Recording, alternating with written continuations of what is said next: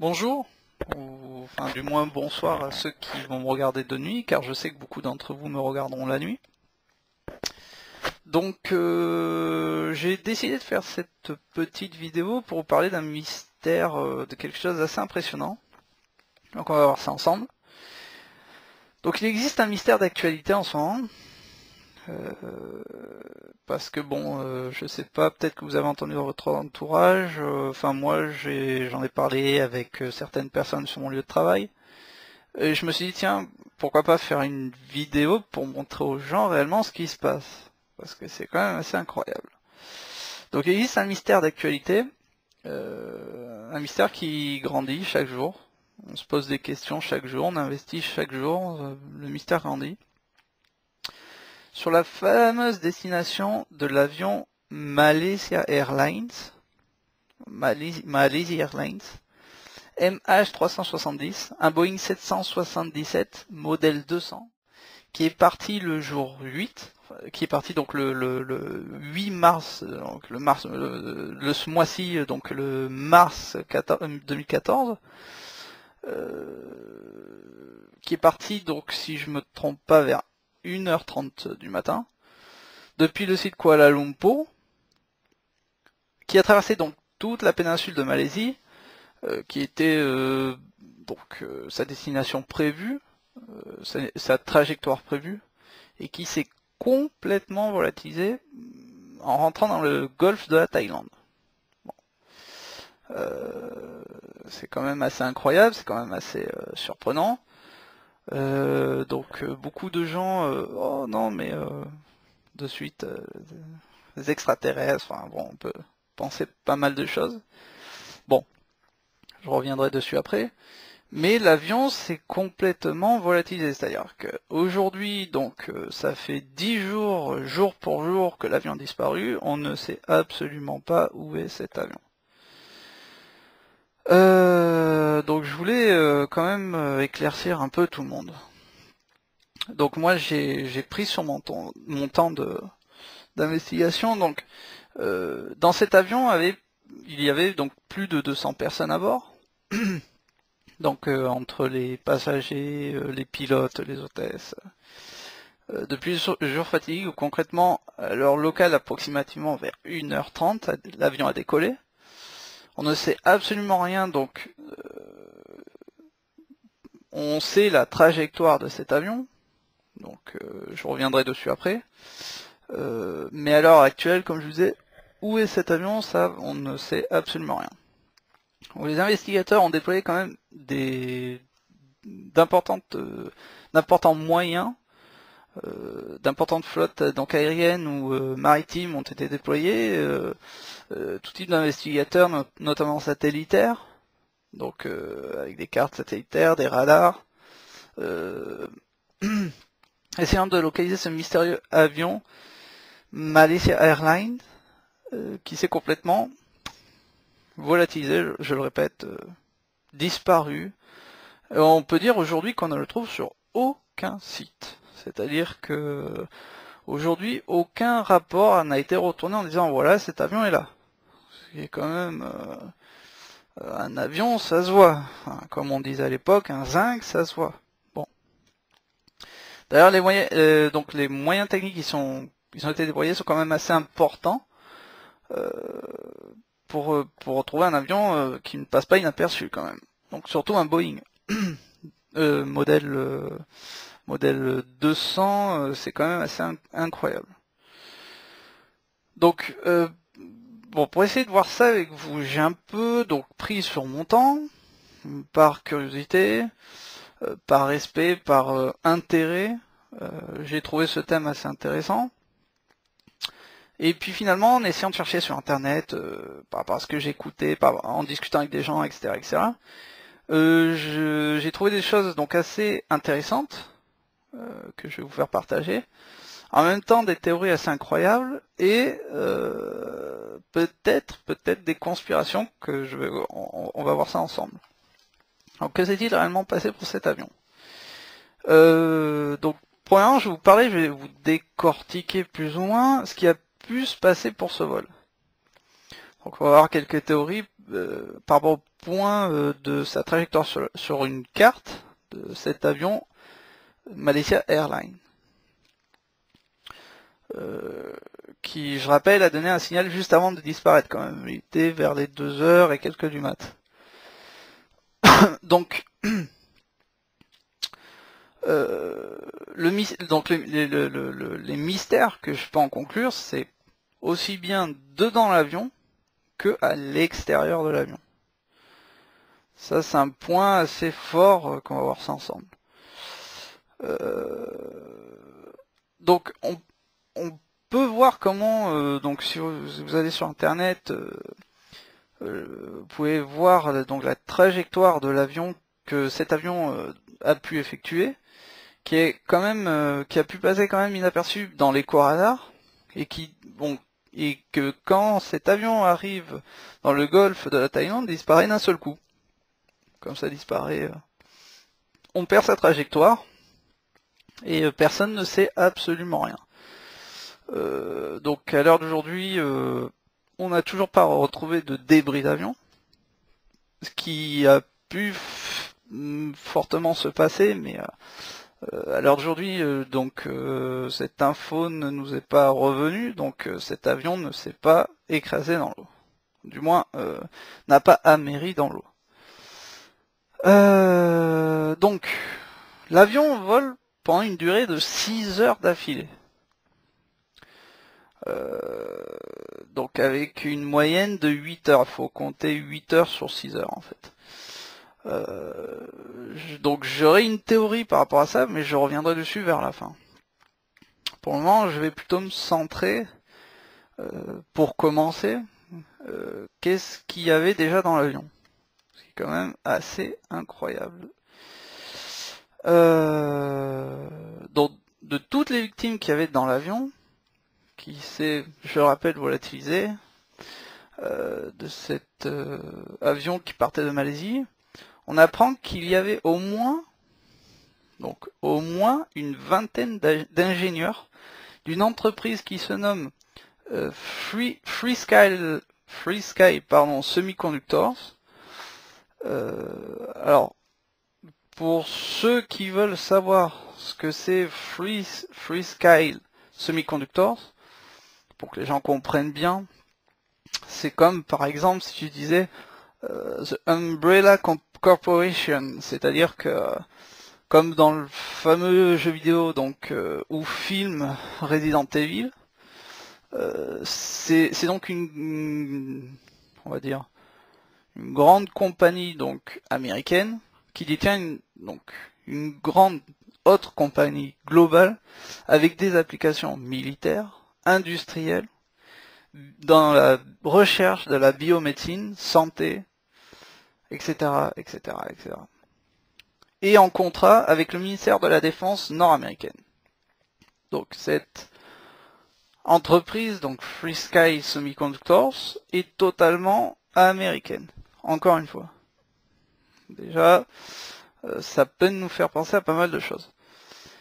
Cette compagnie est en association avec la DARP. Alors la DARP, je rappelle ce que c'est. Donc la DARP, c'est la Defense Advanced Research Project Agency. Donc tout ce qui est, encore une fois, des développements militaires, de recherche, etc., etc., etc., que je ne m'appuierai pas dessus pour le moment. Donc c'est des grandes compagnies qui utilisent quand même des technologies de pointe les plus avancées au monde. Par exemple,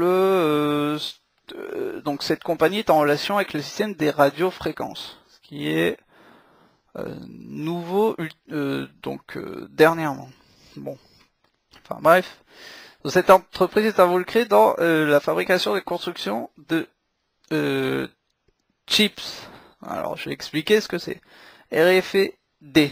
Donc, ces chips de radiofréquence, sont les nouveaux, on va dire, comment je fais, les nouveaux projets, les nouveaux joujoux, on va dire entre guillemets, de Obama Car.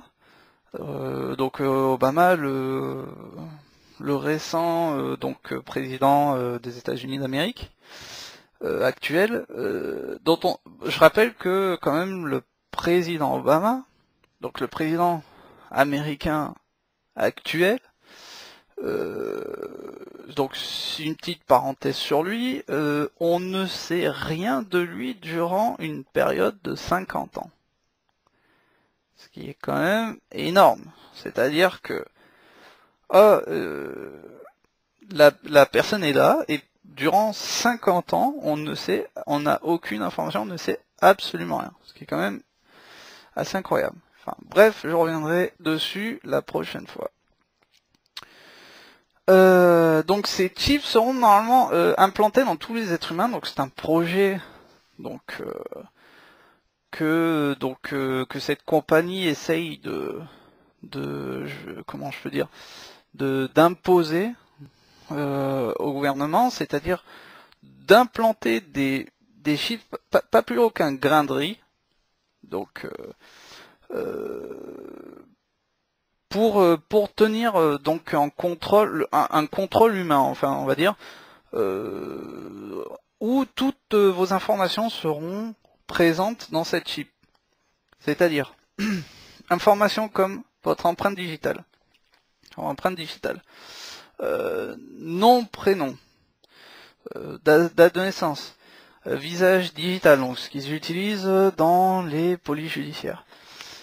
Information digitale, donc ça je l'ai dit, description physique, votre adresse actuelle, donc où vous vivez, votre antécédent judiciaire, si vous avez des problèmes avec la police, l'histoire de votre famille, l'arbre généalogique de votre famille, d'où vous venez, de quel pays, blablabla, l'actuelle occupation, donc qu'est-ce que vous aimez faire, combien vous gagnez, votre travail, les informations fiscaux, les dettes, etc. En gros, tout.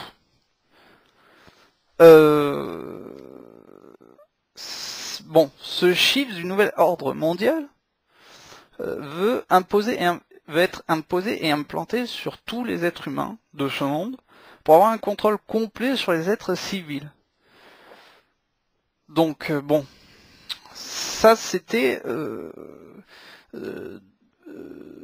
donc les 20 ingénieurs qui se trouvaient, que d'ailleurs, très peu d'ingénieurs dans le monde se dédicacent à ce travail-là, et les 20 ingénieurs qui travaillaient sur ce projet étaient dans cet avion.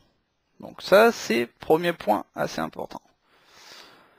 Je trouve ça assez suspect, parce que si on prend en compte les types d'investigations qui sont très importantes pour les États-Unis, et d'ailleurs qui eux-mêmes ont un grand intérêt, encore une fois, le fait de shipper tout le monde et toutes nos informations, ce qu'on fait à la journée, dans quoi on travaille, je trouve ça assez, encore une fois, bon, c'est les États-Unis quoi.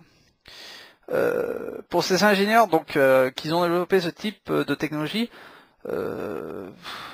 bon, encore une fois, on sait pas grand-chose sur eux.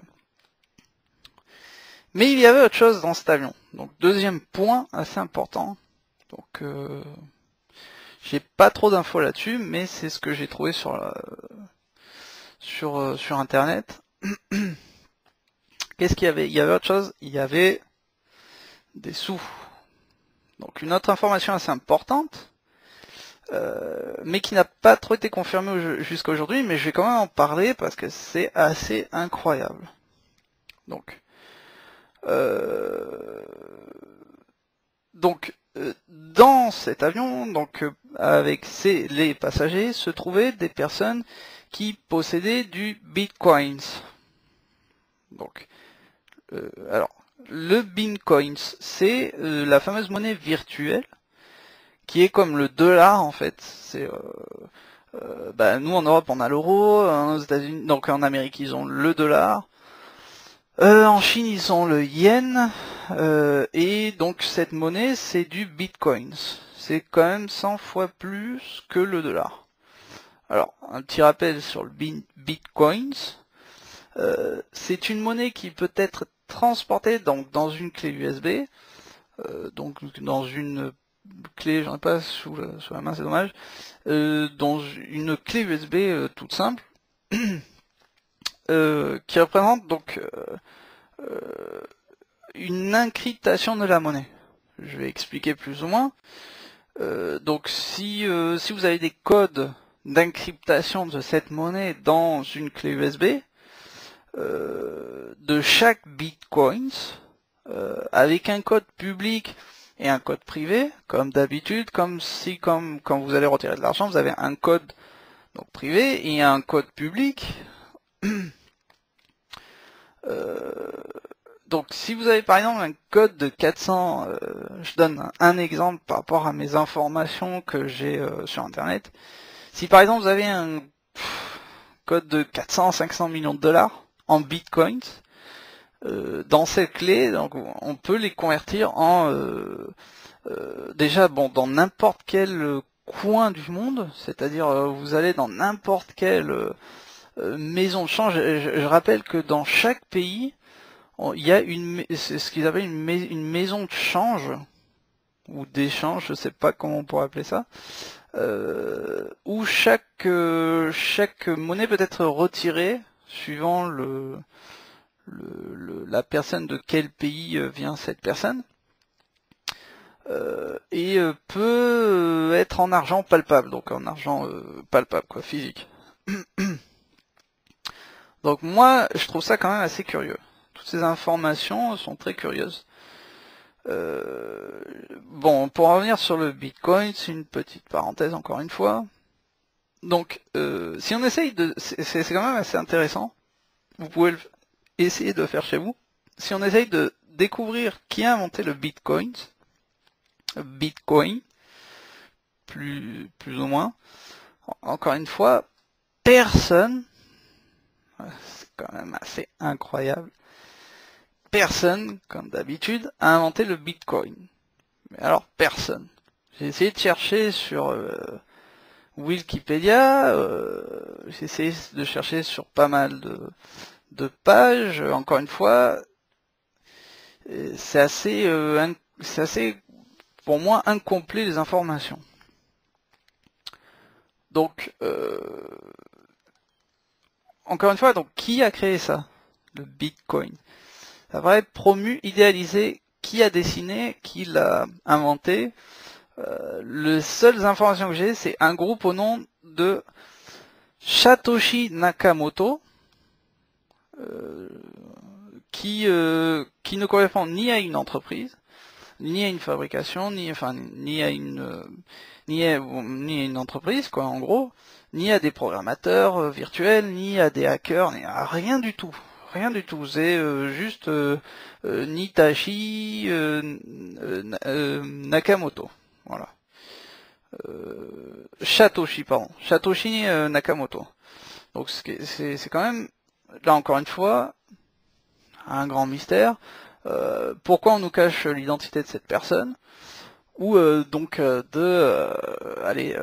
l'entreprise qui a créé, qui a fondé le Bitcoin. Je trouve ça quand même assez illogique pour moi. Bon. Pourquoi on cache l'identité de celui qui l'a inventé? Pourquoi on ne le dit pas? Comme d'habitude, ça reste un mystère, un point d'interrogation. Enfin voilà. Pourquoi se cache-t-il? Enfin. Donc dans cet avion, donc un point, donc les 20 ingénieurs. Deuxième point, donc les 400 millions en bitcoins. Ce qui est quand même bon assez intéressant.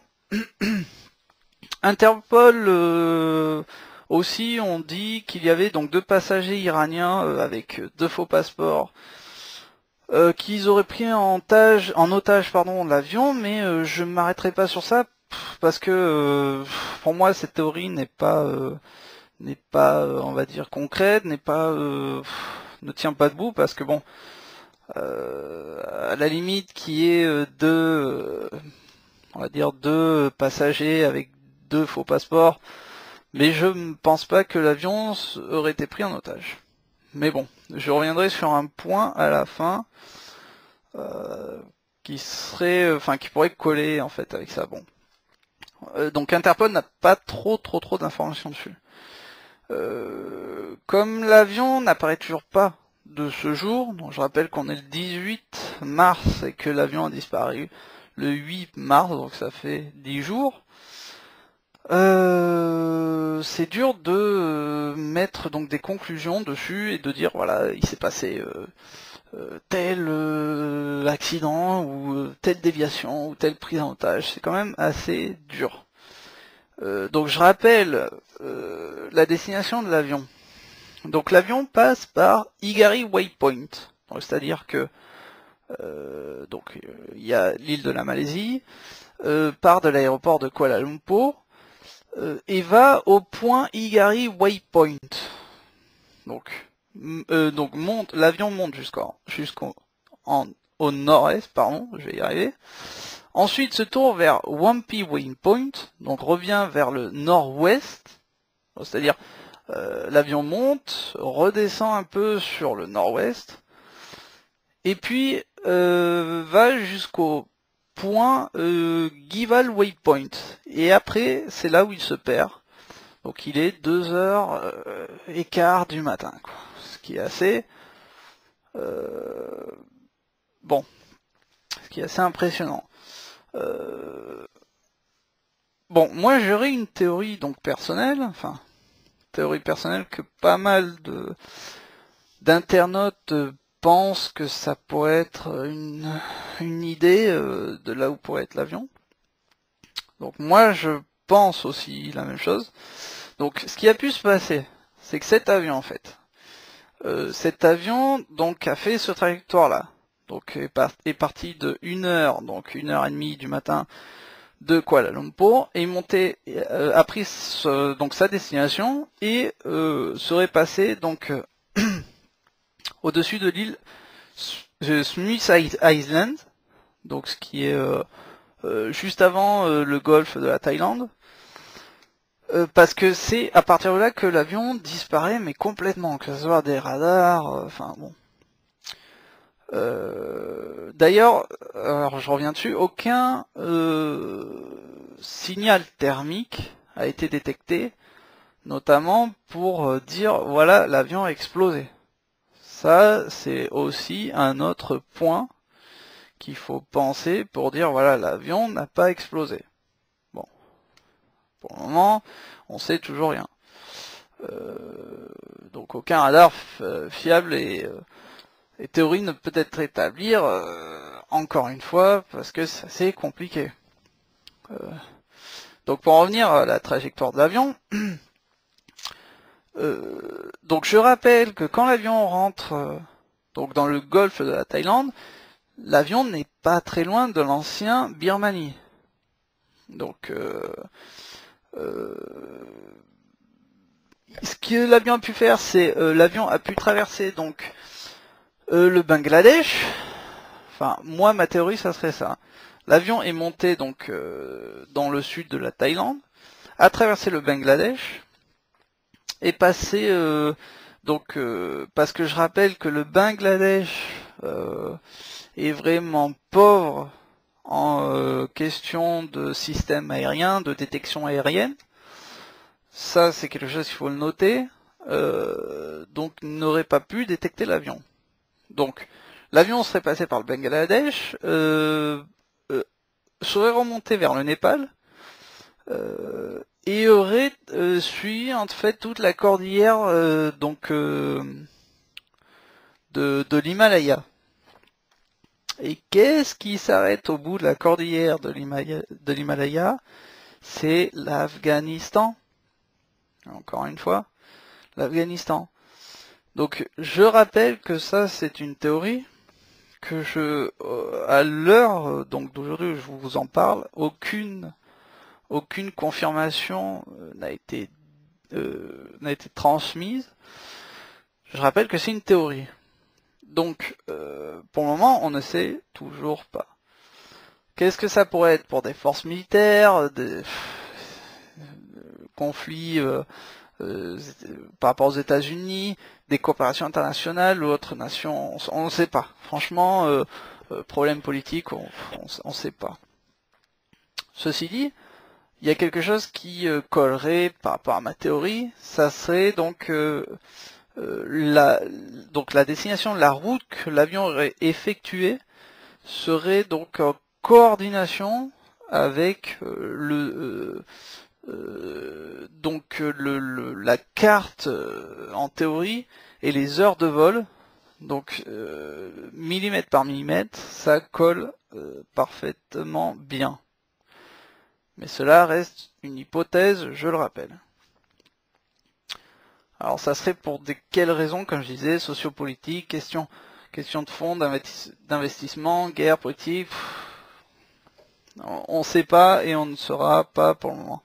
Tout est un mystère, une énigme, ça c'est quand même assez incroyable.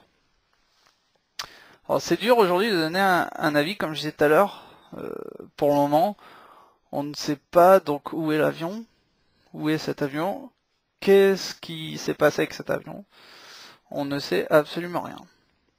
Donc malgré les spéculations, il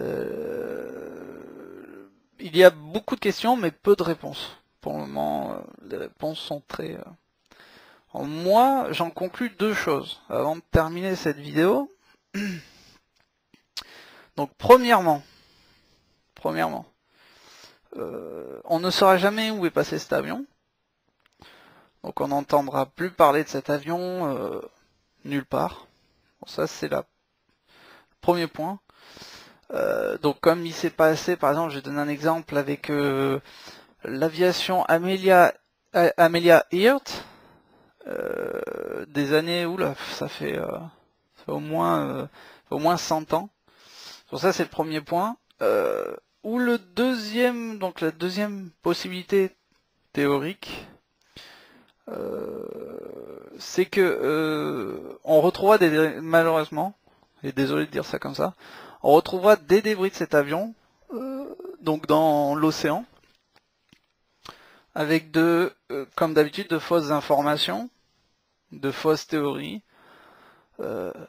Oui, l'avion a eu une avarie, l'avion a eu des problèmes, alors que bon, bref.